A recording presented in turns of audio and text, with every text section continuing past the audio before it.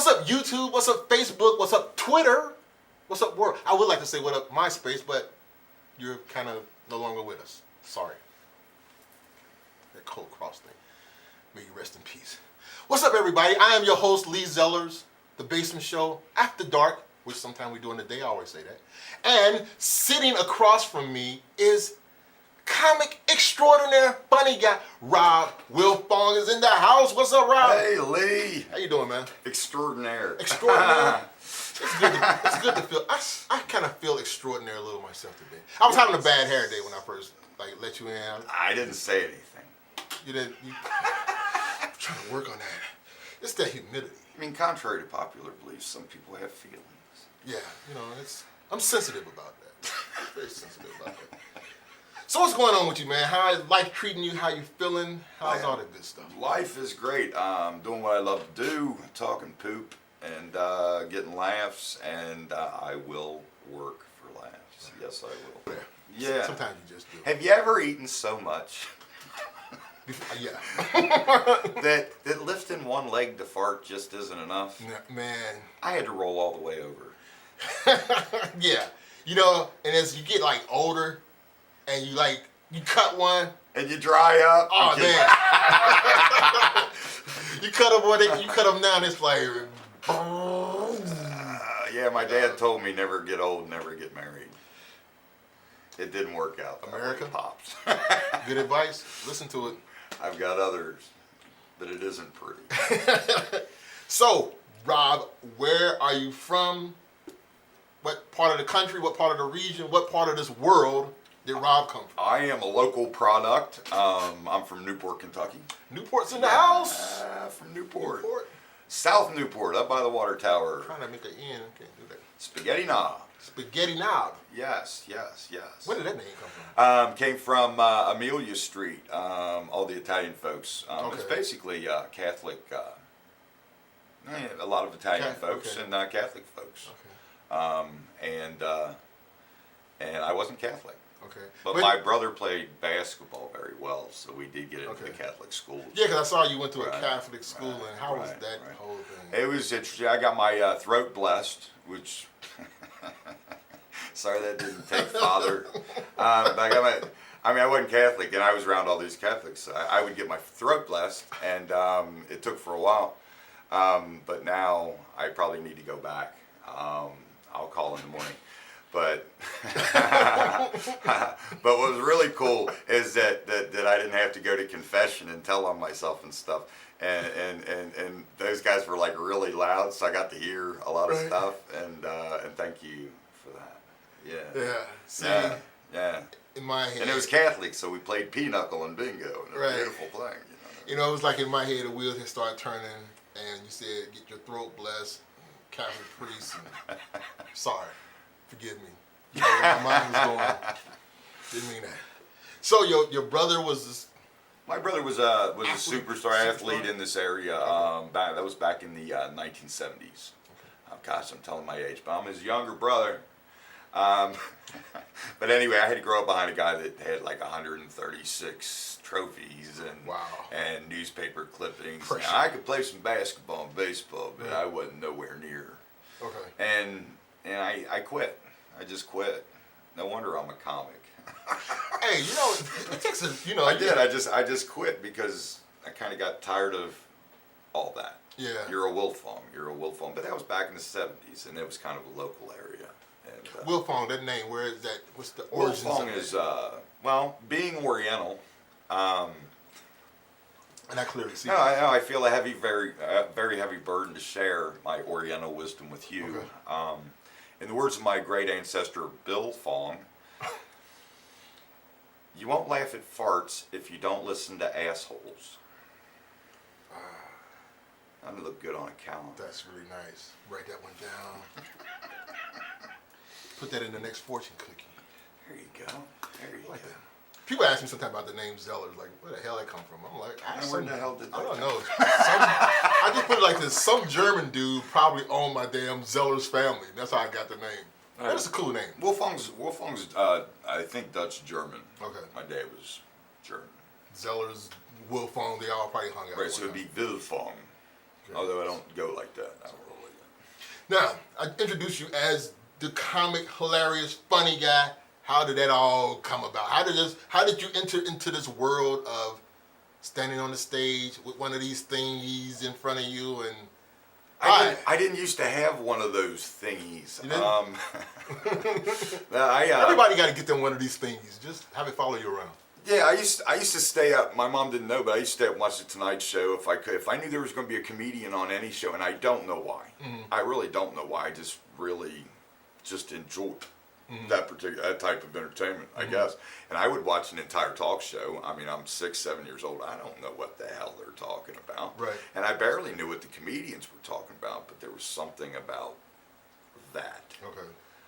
Didn't know that I wanted to do that. And if I knew then what I knew now, I probably never would have. But I love what I get to do. But it's not easy. It's not easy. Entertainment is a hustle. It's a hustle, and then there's the acting. You have to deliver every time, if you can. It is a tough gig. I tell that to anybody who wants to get into any one of these fields, if it's comedy, if it's acting, if it's singing, or whatever. You have to want it. You have to want it. You have to love it. You have to want it to do it so much where when you thought you was getting ready to go get paid, they was going to tell you, oh, you going to pay $200 for this. And then they said, you know what? We had a problem. We're only going to be able to give you $50. Cool. I had a guy the other day, he just started comedy. He goes, you know, Rob, this is a hobby. I wasn't right for 3 days. Hobby? What are you talking about? Right. What are you talking about? Yeah. Wow, I never called it a hobby. Right. I've had people say that to me too. It's like, you know, this whole filmmaking thing is a hobby sometimes. I'm like, a hobby. I spent a lot of money on this goddamn hobby. If I didn't have to pay the bills, this would look less of a hobby. Right. I have to do this over here so I can enjoy what I really love to do. That's it. And what I'll do to get to this over here would blow your mind because of all this crud over here. Right. Because it's always crud over there. Yes. It's always like yes. And it's tough to have your mind about you sometimes because of all this stuff over here. Oh, yeah. But to tell you the truth, when you do it enough and get good at it enough, right. that really doesn't so much matter. Now it's about the technical ball game. Right. Right. Now, your first time out, remember something about you did something in Roseanne Barr? Check this out. I know people don't believe me, but it's true. And it's not that I even knew what the hell was going on, so give me a break. Jeff Valdez's Comedy Corner, Colorado Springs, Colorado. I was in Fort Carson at the time. Okay. And guys talked me into, because I'm always talking about comedy or something, and they said, you should try it. And I tried it for my first time. I don't remember what year it was, and I wouldn't tell you anyway. But this was long before anybody knew who Roseanne was. Right. And I went on after Roseanne Barr. She got a guest spot in the middle of a contest. Okay. And so it isn't, you know, when I say I went on after Roseanne Barr, it isn't like what it would mean today. Right. Okay, but I sure did. Oh. Sure did. And I sucked. Let me give you one of my jokes. Give me a joke. If I remember right. Grandma's Bowels unlock on the Waltons tonight at 8, 9 Central. That was one of them. Yeah, I sucked. It was great. I couldn't sleep for 3 days, man. I remember that very well. I just did that, man. Right. I just did that. And he had me back a couple times. Not like I was good enough or anything, but you know what I mean. He was really cool with me. Jeff was, and had me back a couple times. And I wish I knew now what I knew then. Oh yeah, of course. You know, of course. And then I got out of the service. Life over here became a whole lot more of a priority. I put it away for about 20 years. Dipped in when something would come up. And I said, oh, I'd love it. Can I do this? Right, you know, right. And I would do it. And did it in the Army. Ran some shows in the Army. Did get to do that. Okay. So basically that's. And then I moved into an apartment. Okay. That the assistant manager of the Funny Bone at the time lived below me. Okay. And I delivered pizzas to him, and we got to talking and stuff, and I told him what I've done, and he had me in a contest at the Funny Bone. And you was in the contest. And I was in the contest. I was rusty, but to tell you the truth, I had more material. I didn't walk in good, okay? I don't know many people that do. There are a couple. I mean, nowadays these guys come in far better than I came in. Right. And this just took. It took a whole lot of. This is what I want to do. Like I said, they do not have an inpatient treatment center for what I have. Right. So I get to live with it. Right. And it takes a lot of work. I mean, it's constant thought, constant work. It's more technical than I ever thought it was. I thought you could just go up there and be funny. Most people now, do. Some guys can. Yeah, Some guys, but that's not probably I. very rare. Not I. It's very. Right. It's just like I think in any field of entertainment that there's very few people that can just walk into that shit and just be like a natural. Those come once in a while, but for the most part, most guys like us, we got to work at this shit. Yes, yeah, it took a whole lot of work, Yeah. and I decided to run shows and bought some equipment. Do you know who Marcus D is? Where is it? No, I don't. Okay, he moved to Arizona. Before he moved to Arizona, he sold all his equipment. I bought it, and then I started running shows with the Dysfunctional Comedy Tour with Larry Love, Jason Robbins, and Larry Ray Love, Pride. Larry Yeah. Love, Larry. I had no business being on stage with them, but they were so cool. Jason's funny. And every one of those guys today are the people that I want to be funnier than. Okay, and that's just what I'm saying is. I get that. Is that's the mark. Yeah, you for set me. that. Yeah. Right. And I work on that every day, and it's not much that I want to beat anybody. I just want to be as good as them. Right. Some funny is not comic stage funny. Even writing. Right. First thing you do when you get done writing. Well, I don't know if anybody's seen what I do. I know some people can go up there and explain things and get to a punchline and do it very well and tell you a story, keep you there. Okay, they're very good at that. That's not my game. My game is to hit you quick and keep hitting you. Yeah. It's a one-liner thing. Right. Everything's a one-liner. Now I do have some bits. Right. But everything is how can I just out-stupid myself here in the next 30 seconds. Well, I saw your YouTube videos. Not encourage comedians. Get you something where people can see what it is. Right, and I encourage you to check me out on YouTube. That's Rob Wilfong. I do not tweet, so Facebook's cool too if you want to know where I'm at. But I saw your YouTube. You got quite a bit of videos up there on YouTube that shows what you're doing. You've been in this. Yeah, it also shows you where I was at. Right. About 2 years ago. I didn't take those down. Yeah. I did that on purpose. Right. Because I'm almost proud of it. I mean, we've worked hard. Right.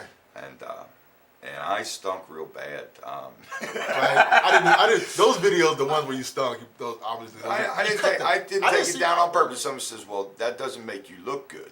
Okay. Well, the date's on there. Right. And I don't. I probably should. Okay. But right now it's about getting funnier. Right. Okay? Well, that's so growth though too. It's like I got my first film. You can't find it nowhere, and it's intentionally like that. But for people that do have it, that movie it was like a cult hit on the streets. Right. But it was my first flick. Right. Larry was in that, wasn't he? Larry wasn't in that one. Larry was in. I know. I saw the one that Larry was in. Where he played the cop. Okay. Right. Suicidal dude. Yeah. Larry was in that one, but the first one it was like really sucked, and but it's all about growth. Being able to look at that and realize, being honest with yourself. Because some of us, a kid ourselves, like, oh, that was good. That was my first one. That was no. Stop kidding yourself. That was shitty. You need to get rid of that. Not even get rid of it. Just accept it. That it wasn't great, but I moved up and gotten better. In comedy, especially being a local comedy, I hear what you're saying and tell you the truth. What people do not see is the effort. Right. And the time involved. And I had this first project, and I really had to get this first project out to get to know what I wanted to do next because I had no idea what I was stepping into. Right. Like I said, if I knew what I knew then, that's why I say that I probably wouldn't do this. But now I just, I just can't help myself. I'm addicted to it. So your whole, what is your style of comedy? Is it like go in with the hit them with the bombs, drop it off, boom, blow up the stage, get out of here? Or if that is the approach, is your comedy more is it dark comedy? Is it more just kind of silly, zany type comedy? What would you describe it? It's ridiculous. I used to be the angry guy. I would go up there and bitch at everybody, Right. and that's really not me. And my writing got a little different, and I went the way my writing went. Now my writing is going the way the performance goes. Okay. I'm a one-liner. Love one-lines. I'll be honest, I'm vaudevillian. Okay. I'm not like anybody else. And Because you're coming from the. people tell me I resemble it, but what's really cool is nobody says you are just like this guy. Right. Because a lot of people watch comedy and comedians, and they will group them. If you watch enough comedy, then he's like this. He's like Dane Cook. Right. Or Right. he's like Right. He's like this guy, or he's like that guy. That's not. I don't get a lot of that. Yeah. And it's not that I came up with a performance piece. It was going there anyway. It developed. Basically, I just let my little child run wild, and I enjoy it. And it's to the point to where I can do it technically. I can do it on a minute's notice and just roll it out. And it also, the character hides all the crap I do wrong, and that's really why we do it. And that's what we do. But see, I'm thinking too that you get a lot of that. Talking about giving your age and all that with Carol Burnett and those kind of comics from then. Sure. You know, Tim Conway and all those kind Sure. of greats. You know, that history and using some of that and growing up with that because you're a kid. You're Right, the Rodney Dangerfield. Right, Rodney Dangerfield. Yeah, Emo Phillips. Love Emo Phillips. Right. So that probably what brings in a lot of. It would have to be. It would have to be as far as the writing style goes. Also, I probably have ADD, so doing one-liners is probably my best bet. I get in the middle of a 4-minute bit and forget where I was, and I just look at you, you know what I mean, and wish I wasn't there, you know. My job is to grab your attention and keep it there, and I do certain things. I do a lot of things to keep you there. Okay. That's my job. Okay. That's my job, and I do a lot of bad bar shows. Okay. Okay. Just ran a show. Our Live Bay Comedy just ran a show at the Funny Bone. Okay.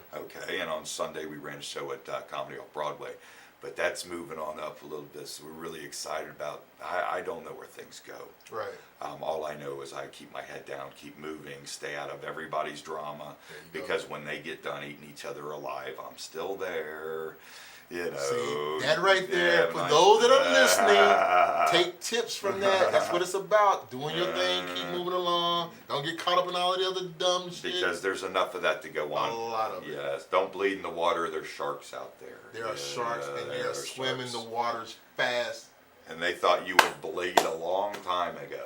Right. Still here. Right. Look at what mountain I'm up against, and any comedian out there is up against. You know, and I hate to say this, guys, because to tell you the truth, my hopes are big. Okay, before I go ahead and say this, but understand that there are thousands upon thousands of comedians that go up on stage every night and rip it in half. Know what they're doing, tear it up. They're great at what they do. That wasn't the case back in the 70s. It was kind of a new thing, and I didn't get in on the basement floor. You know what I mean? That first show with Rose didn't take me to the top. You know what I mean? But I'm just saying that's what you're up against. Right. So I figure you can sit and curse the mountain and analyze the mountain, or you can just start climbing and take your beatings. You know what I mean? Take your beatings, and that's what I've done. Yeah. I never knew what I was doing. Right. So to take my bad videos off YouTube, I really don't care. Right. Okay, I try to let my comedy today do the talking. And, you know, in certain situations, you never know what you're going to run into. Just like everybody else, I'm in line to get my ass handed to me any day of the week. But it don't happen as much as it used to. Right. That's it. How many times people have said this to you? You look like that guy from WKRP in Cincinnati, the Andy guy. Oh, wait a minute. Let's do some Bruce Jenner. No, I see dude from WKRP. Yeah, I used to get that. As a matter of fact, if you look back on when I first got on Facebook, people were putting pictures up next to Andy on WKRP. Right. And no. Where's that guy? I'm not seen him. that guy lately? What is he doing? No, I'd have to look it up, but he's got that nice disco haircut just like I do, you know what I mean? Hey, do you think it's easy to find a woman over 60 years old to cut your hair? Just give me a break. Yeah. Probably not. Yeah. Lee's not having the best hair. No, my he days. didn't want to talk about it, but to tell you the truth, I mean, we're just trying to keep it real. Trying to just like stay away from it. That's basically it. We're just trying to like keep it moving. So you know, and that makes me feel great. but there's that guy who would tell you, here's what you ought to do. Yeah. Here's what, because you know what you should do. You know what you ought to do. Right. You know what you need to think about. But see, I used to have this saying like my mother. Right. I used to have this saying a long time ago, and a friend of mine who used to work with me when I did photography, she remembers. I used to have this saying like, if you're not in the pool, the swimming pool, you can't tell me how to swim. And that philosophy just comes from, I'm more likely to listen to the person who's in the pool with me swimming, tell me this is how you do this stroke. This versus a person standing on the outside of the pool trying to give instruction from the shore, and I'm in the water. I would like for you to be in the water. I preach timing. If I preach anything, it's timing. It's timing on the jokes and the cuts, and that kind of thing. Okay. Right. The best thing I can tell you is you're asking people to do two things. Right. You're asking them to think, and you're asking them to laugh. Right. You should let them do both. Okay. Okay, and give them the time, because if you're working too fast, you'll blow right through something you could have had. See, wisdom, young comics coming up, pay attention to this. Facebook is great for that, because to tell you the truth, it's like that'd be a good Facebook post. And then you work it out in your head on your way home. See, I don't really write it down right off the bat, because once it gets in the steel cage for me to play with, I'm normally pretty good at that. And something stupid, and I like stupid things. I like the twist, the turns. I really like that. There's a lot of dumb, stupid shit. Yeah, check me out on YouTube. You get a kick out of that. This is what I get out. One of my favorite things on Facebook sometimes is that you have somebody that posts something and they say, I'm having a very horrific day. My dog died. My parakeet flew out the window. And that's the fucker that'll get 120 likes. Right, and then everybody like the tragedy. I put this is gonna be the best day in the world. And two people who just really love me too much will like it, right? Right. I don't have that big following like these other guys. And you know what? Is Facebook tied into Twitter? No, well, you can link them Do you together. tweet? I tweet. I used to tweet a lot. And it was like, I had Twitter for a long time. And I was like, I look at this like, I don't get this. What the? Really? You know what I'm doing? I hear my phone takes pictures and I'm like real excited. Yeah, I'm telling you, man. See, how is that with you? No, I tell you what, I will say this, that where I'm at right now, okay, and I think a lot of people feel this way, but they probably don't talk about it much, because I'm supposed to be on top of the world. I'm supposed to be, I'm doing great, man. Right. And that's how I lie to you and myself most of the time. But the truth is, what's killing me now, I think I have something special. I hope I do. And I'm going to keep rolling with it. But what I don't know is killing me. What I don't know about the industry. Right. What I don't know about what I should do. Maybe I need those guys to go, you know what you should do, you know what you ought to do, you know what you need to think about.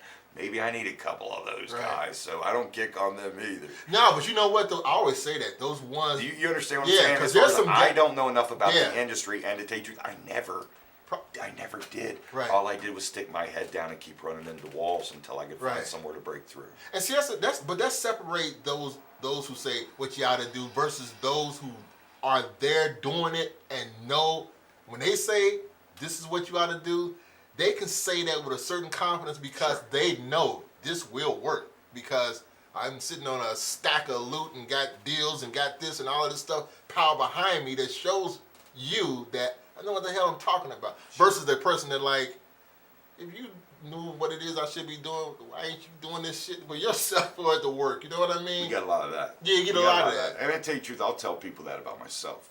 Look at what I got. Okay, I'm no agent. I'm just running a couple shows. Be honest with you, I'm Barnum Bailey. I pitch a tent. I throw a show. I take the tent down. I take it somewhere else. And if it's anything other than that, we're overthinking the snot out of this thing. Right. It's not all about personalities, but personalities come in. Right. There's a lot of ego. I've got my own. Right, we all do. And I can be offended real easy. I suck so bad, so long as somebody tells me I'm not funny, I'm coming over the table at them. I got baggage, dude. See, that would be my problem in stand-up. I'm sorry about your Yeah. grandma, but she had a foul mouth. I see on your Facebook page you're married. How's the wife with the whole comedy thing? Oh, gosh, I am so glad you asked that, Lee. I absolutely have the best wife in the world. We knew each other since we were 13. Mm-hmm. We used to run down to Poopy's in Newport. She used to have the car, and she takes down Poopy's in Newport and get our, you know what I mean, try to get our beer. Right. Well, that's why it got closed down, so I'm not really out, you dude. But anyway, we met then, and then I went off in the service, and she went in college, and I wish I had taken her route, but I've got a very smart, independent wife. Okay. Here's what people don't know. 5 years ago, I didn't have email or leave the house. I didn't have a computer. Now I'm doing posters. Now I'm engaged. I've never really lived. So this is all amazing to me. But when you get, and I see progression each year with not only the bookings, but the act itself, especially the act itself, has really come along and doing it. That's good. Some people say, you know, it's kind of offensive. Somebody says, well, if you do it often enough, you ought to be good at it. Okay? I know people that have been writing shit down for 50 years that you can't read none of that. Okay, so don't tell me that. Anyway, it's more technical than that. It's got to be more special. Yeah, but maybe that's it. Yeah. Maybe that's it. I don't know. Yeah. I don't know. But my wife told me, you know, with my skill set, she said, maybe you shouldn't go back to the warehouses and stock shelves. And she told me to go pursue my dream. She goes, I got your back. Oh, that's beautiful. Well, I will tell you this: if I was married to anybody else, they wouldn't put up with it. I have the most supportive wife in the world, and she don't need to see this to know this. I tell her every day. But that is so cool right there, because when you think about when you have a passion or a dream and you trying to fulfill it, and then you trying to be in a relationship with somebody, it's like if the wrong relationship will kill that. Right. Because all of a sudden you with somebody who you may have, you love or whatever you want to be with, but they're not feeling you over here on this thing you trying to do. They want too much of you. Yeah, and then it's like, okay, but this, I love this too. I love you, honey. I love you too, but I love this over here. But she's not feeling this, like, you spend a lot of time over there, you're not making no money with that, blah, blah, blah, blah, blah. Leave that alone and stay over here. That isn't what she tells me, and that's what most people would tell. I've heard so many people say, I gave him a year. Oh, Okay, man. and to tell you the truth, it's like a third world country. I'm glad I don't live there. You know what I'm talking about? It's like when you pull over to take a leak in some gas station out in the middle of nowhere, and you smell something awful, but everybody's walking around like they don't smell it, Right. and you think, I'm glad I don't live there. So don't do that. You know, I will say this: we talk a lot. Talk about everything, probably more than I should. Even when I'm feeling this way or that way, because I get nuts. I get caught up in the game. I don't like that. But nobody needs to know that publicly. Right. It's like Godfather too. Right. Michael, never let him know what you're thinking. Right. Okay. But I'm a mess, just like everybody else. I wouldn't be a comedian if I wasn't insecure and neurotic. Anything, because this might come up, it's like in about a week. You got anything like you want to pitch, you want to talk about? Sure thing. That's why I brought these little notes. The truth of the matter, this is going to air in about a week. About a week. We're going to have a magic and comedy show. It isn't as lame as it sounds. These guys are pros. At Aponte's Pizza in Mason, Ohio. Okay. Small pizzeria. It's going to be a good show. No admission. Come in and eat and enjoy yourself. I've got casino magician Michael Principato. Okay. And me and Ray Price. Okay. And that should be a lot of fun. Do you remember Shades? In the Hilltop Plaza in Mount Healthy. Yeah. Okay, well now it's Reminiscence. Okay. Okay. Yeah. There you go. Okay. And with Leah McBride on August 28th. Okay. I believe that's a Thursday. Okay. Big production. There's going to be music all day and then a comedy show at night. Cool. And that'll be pretty awesome to go to. And it's Stop the Violence. Okay. Yeah. Okay. I don't know what all white party means, but maybe somebody else does. I don't know. Yeah. But I'm the only guy in the all white party. Okay. All white party is dressed all white, then you have the all white guy dressed in all white. Is that what it is? Yes, they dressed in all white. Oh no. Yeah. So if you show up there at a white party dressed in all black, they might not let you. How about my Dr. Pepper shirt? That might be a problem too. That might be on the other line. Right, all red. But some very good comedians. I believe Okay. JoJo Woodford. I don't know who else. JoJo, And okay. JoJo, if you know Yeah. JoJo, I like JoJo on the show before. Right, JoJo does clean comedy. Yeah, he's funny. Yeah, that's what gets you more work. And I know everybody wants to hear the guy who tells sex jokes. And if you're in a bar, that's what you want to hear. So that's what you know what I mean. It's, Right. I worked on that act, man. You know what I mean? I'm not even mad about the money he didn't pay me. I'm mad you can get to talk poop Right. in front of all these people he told me That you about. told And me was gonna be there. everybody talks crap. To be honest with you, But see, that's where we at with all this social. that I media. remember. This stuff has made it where everybody is so great. And we got all of this. And I don't this, really It's hype. I don't jump into that. Man, I don't know a lot about. Like I was telling you, I don't know. There's so many things I don't know about the industry and self-promotion. I could use a lot of help because I'm not really that. You know what I mean? I'm all about let's go get this date, let's go fill dates on this end, and let's be funny on this Right. end. So much of it, though, I think, like I said, with the social media, a lot of it, with all of the hype and stuff, a lot of it is just so much is smoke and mirrors, man. I mean, it's a footprint that's left behind from all of the this and that going on. I got this.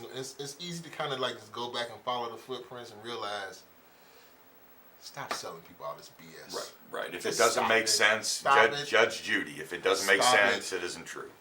Rob, I am glad that you came on this show. Thank you. I had a great time. Man. Hung out in the basement with me. Yeah. It ain't as hot down there. Sometimes it's so hot down here. I'm like perspiring and I'm doing all of this kind of stuff, and I didn't have to do that today. I needed to make Lee work. That's what happened. It made it work. Well, I just want to thank everybody. Thank Rob for coming down and hanging out in the Thank you, basement with me. I want to thank you who's tuning in. YouTube, Twitter, Facebook, MySpace if you're out there somewhere lurking in the galaxy, still alive. Or maybe you're rest in peace or whatever. Thank you for tuning in.